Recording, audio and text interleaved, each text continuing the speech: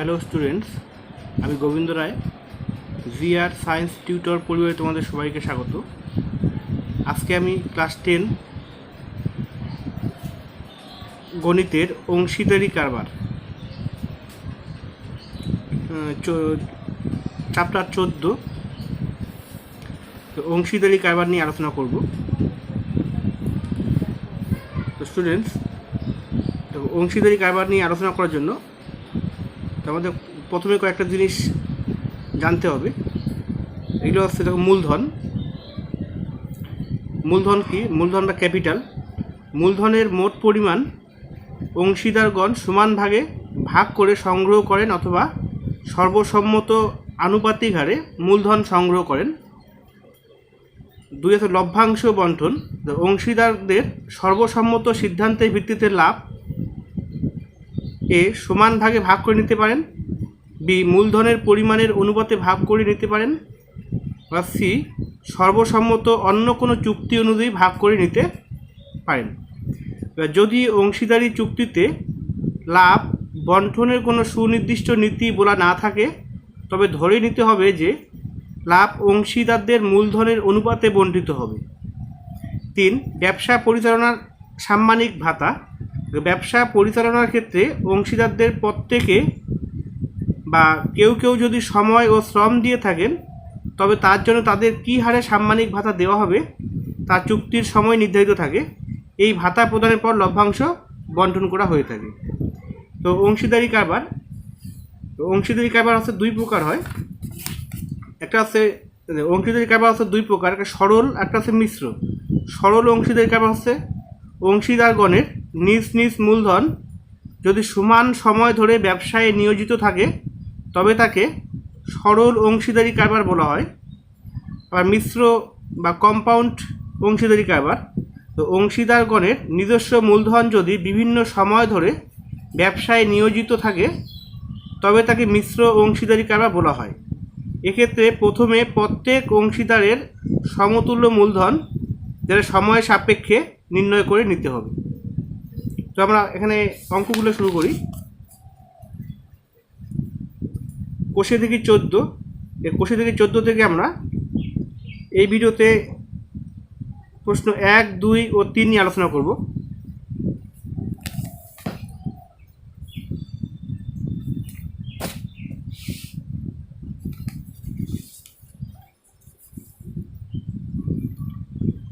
এক নম্বর প্রশ্নগুলো আছে যে আমি ও আমার বন্ধু মালা দুজনে যথাক্রমে 15,000 টাকা ও 25,000 টাকা মূলধন নিয়ে একটি ব্যবসা শুরু করলাম। দুজনে মিলে ব্যবসা শুরু করলাম। আমি আর আমার বন্ধু মালা, আমি মূলধন দিয়েছি 15,000 টাকা ও মালা মূলধন দিয়েছে 25,000 টাকা। 1 বছরে 16,800 টাকা লাভ হলো। হিসাব করে দেখি আমরা কে কত টাকা লভ্যাংশ পাবো। তো প্রথমে আমরা কি করব, আমি ও আমার বন্ধু মালা যে মূলধন দিয়েছি, আমাদের এই মূলধনের অনুপাতটা প্রথমে আমাকে বের করে নিতে হবে। প্রথমে আমাদের মূলধনের অনুপাতটা বের করে নিতে হবে। তারপর বছরের শেষে যে লাভ হয়, সেই লাভ এই মূলধনের অনুপাতে ভাগ করে নেব।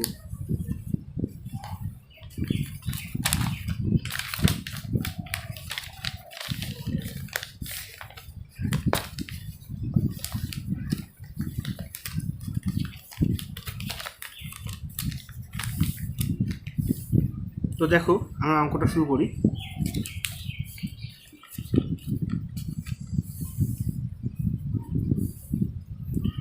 আমি ও আমার বন্ধু মালা যে মূলধন দিয়েছি, সেই মূলধনের অনুপাতটা আমরা প্রথমে বের করব। তো আমরা লিখব আমার ও মালার মূলধনের অনুপাত।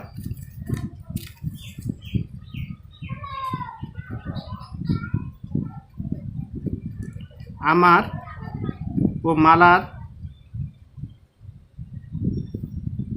মূলধনের অনুপাত।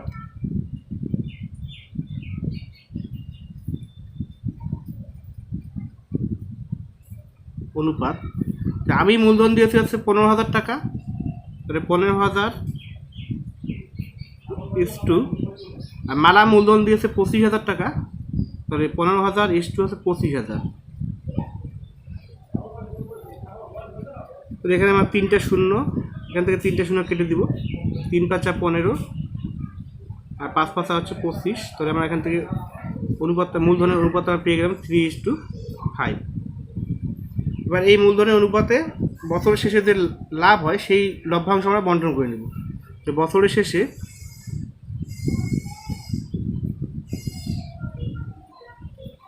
মোট লাভ 16,800 টাকা। 16,800 টাকা থেকে আমি লভ্যাংশ পাবো ইকুয়াল, ধরে আমার আছে কত 3 বাই নিচে অনুপাতে পদ দুটো যোগ হবে 3 + 5 ইন্টু হচ্ছে মোট মূলধন, মানে মোট লাভ 16,800 টাকা।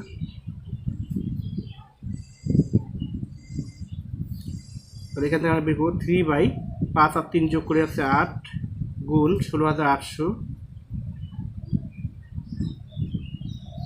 কাটাকাটি করবো 8 × 16, 8 × 8 0, তাহলে আমরা কাটাকাটি করবো 2100 3 দ্বিগুণ করে পাবো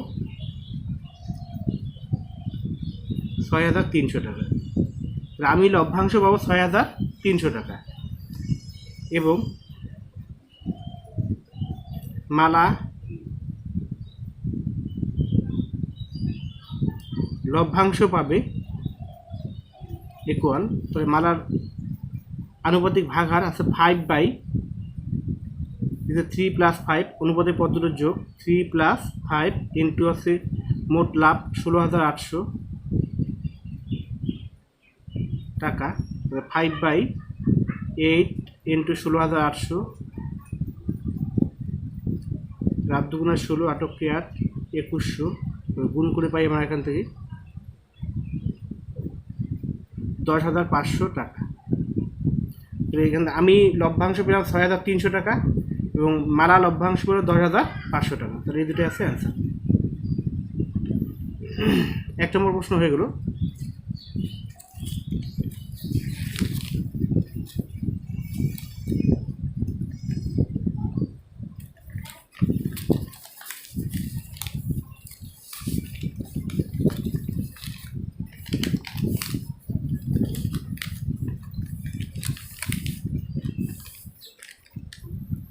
দুই নম্বর প্রশ্ন বলা আছে, প্রিয়ম, সুপ্রিয়া ও বুলু যথাক্রমে 15,000 টাকা, 10,000 টাকা ও 25,000 টাকা দিয়ে একটি ছোট মুদির দোকান খুলল, কিন্তু বৎসরান্তে মানে বছরের শেষে 3,000 টাকা লোকসান হলো, মানে ক্ষতি হলো। কাকে কত টাকা লোকসানের পরিমাণ দিতে হবে হিসাব করে লিখি। তো এই প্রশ্নটার ক্ষেত্রে এই 3 জনে মিলে, প্রিয়ম, সুপ্রিয় ও বুলু 3 জনে মিলে ব্যবসা শুরু করেছে। 3 জনে প্রথমে বছরের শুরুতে একটা মূলধন দিয়েছে। প্রিয়ম দিয়েছে 15,000 টাকা, সুপ্রিয়া দিয়েছে 10,000 টাকা, বুলু দিয়েছে 25,000 টাকা। আমরা প্রথমে কি করব, এই 3 জনের মূলধনের অনুপাতটা বের করব। বছরের শেষে যে লোকসান হয় সেই লোকসানটা এই মূলধনের অনুপাতে তারা নেবে। তাহলে আমরা প্রথমে 3 জনের মূলধনের অনুপাতটা বের করব। প্রিয়ম,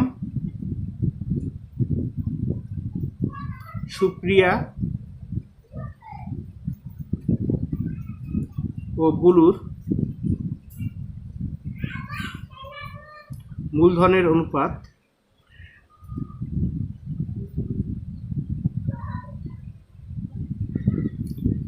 প্রিয়ম মূলধন দিয়েছিল 15,000 টাকা, সুপ্রিয়া মূলধন আছে 10,000,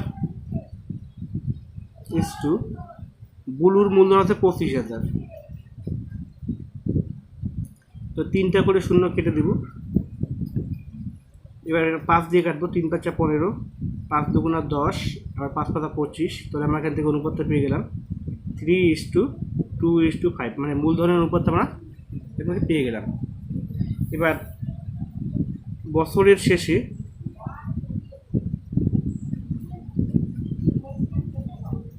শেষে 3,000 টাকা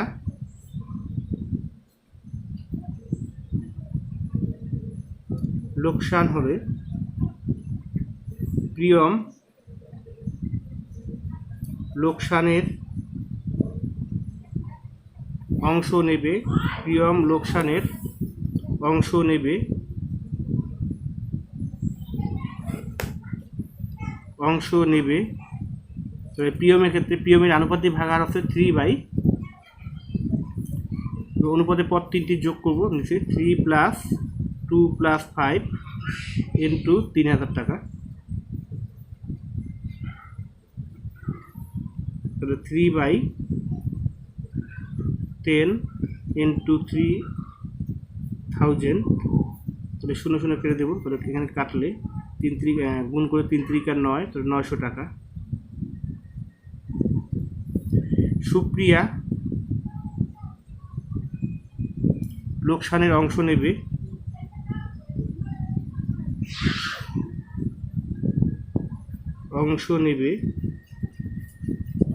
তাহলে 2/3 + 2 + 5 ইন্টু 3000 টাকা, 2/10 ইন্টু 3000, 0 0 কেটে দাও, 3 × 2 = 6, 600 টাকা।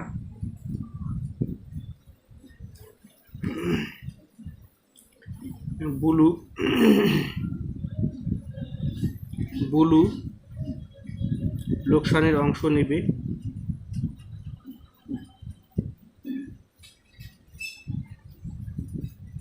ইকুয়াল 5/3 + 2 + 5 ইন্টু 3000 টাকা, 5/10 ইন্টু 3000, তাহলে 3 × 5 = 1500 টাকা। তো এই তিনটে আছে অ্যান্সার। বছরের শেষে 3000 টাকা লোকসান হয়, সেই লোকসান থেকে প্রিয়ম লোকসানের অংশ নেবে 900 টাকা, সুপ্রিয়া লোকসানের অংশ নেবে আছে তোমার 600 টাকা, বুলু লোকসানের অংশ নেবে আছে 1500 টাকা। এটাই অ্যান্সার।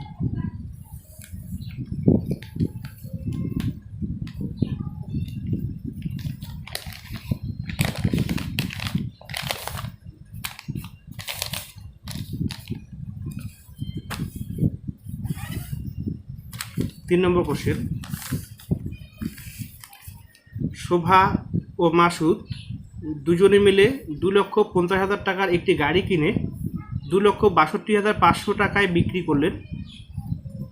গাড়িটি কেনার সময় শোভা মাসুদের 1.5 গুণ টাকা দিয়ে থাকলে কে কত টাকা লভ্যাংশ পাবেন তা হিসাব করে লিখি। শোভা মাসুদ দুজনে মিলে আছে 2,15,000 টাকা দিয়ে একটি গাড়ি কিনে বিক্রি করে 2,62,500 টাকায়। গাড়িটি বিক্রি করে তাদের লাভ কত হয় সেটা প্রথমে বের করব। গাড়িটি বিক্রি করে লাভ হয় তো 2,62,500 মাইনাস 2,50,000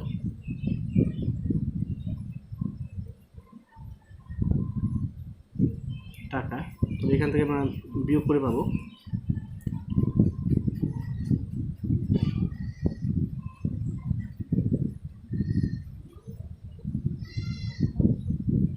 12,500 টাকা।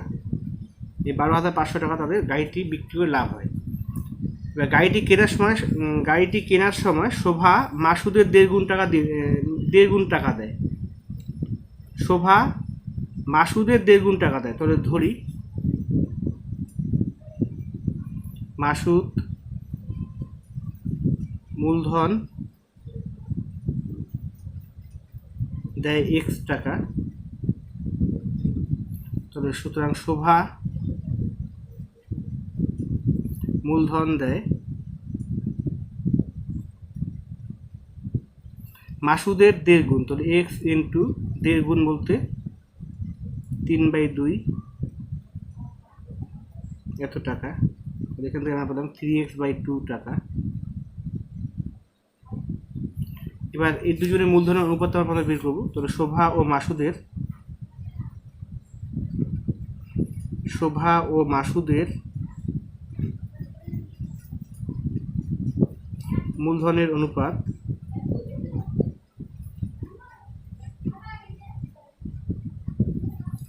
শোভার মূলধন আছে 3x/2 x2, মাসুদের মূলধন আছে x টাকা। এবার আমরা এখানে দেখো, এখানে নিচে যদি আমরা লসাগু করি তো 2 হবে, নিচে যেহেতু 2 আছে আমি একটা পূর্ণ সংখ্যার অনুপাতে নিয়ে আসতে গেলে নিচে যে 2 দিয়ে দুটোকেই গুণ করতে হবে, দুটো পদকেই গুণ করতে হবে। 3x/2 গুণ 2 x ইন্টু আছে 2, আমরা এখানে গুণ করে পেলাম 2 দিয়ে কেটে দাও, তাহলে 3x আছে 2x, এখান থেকে x কেটে দিলে তাহলে 3:2। তাহলে শোভা ও মাসুদের মূলধন অনুপাত আছে 3:2।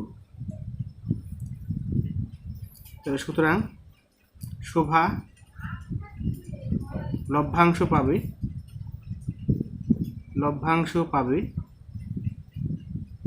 তাহলে 3/3+2, এটা তো শোভার আনুপাতিক ভাগার, ইন্টু লাভ হয় 12,500 টাকা, ইন্টু 12,500 টাকা। তাহলে 3/5 ইন্টু 12,500 কাটাকাটি করবো, 5 দুগুণা 10, 2500, 7,500 টাকা। 2500কে 3 দ্বিগুণ করে 7,500 টাকা। শোভা লভ্যাংশ পায় 7,500 টাকা এবং মাসুদ লভ্যাংশ পায় 2/, মাসুদের আনুপাতিক ভাগার 2/3+2 ইন্টু 12,500 টাকা,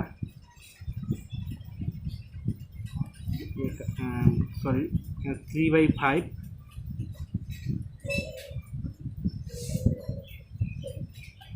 ইন্টু 12,500 কাটাকাটি করে 5 25 125, তো 2500, 3 25-এ 2, 25 দুগুণে 50, তাহলে আছে 5,000 টাকা। শোভা লভ্যাংশ পাবে 7,500 টাকা, এটা একটা অ্যান্সার। মাসুদ লভ্যাংশ পাবে হচ্ছে 5,000 টাকা। স্টুডেন্টস, আজকে এই পর্যন্তই। তোমরা যারা এর আগের ভিডিওগুলো দেখোনি অবশ্যই ভিডিওগুলো দেখে নেবে। ভিডিওগুলি ভালো লাগলে অবশ্যই লাইক, কমেন্ট ও শেয়ার করবে।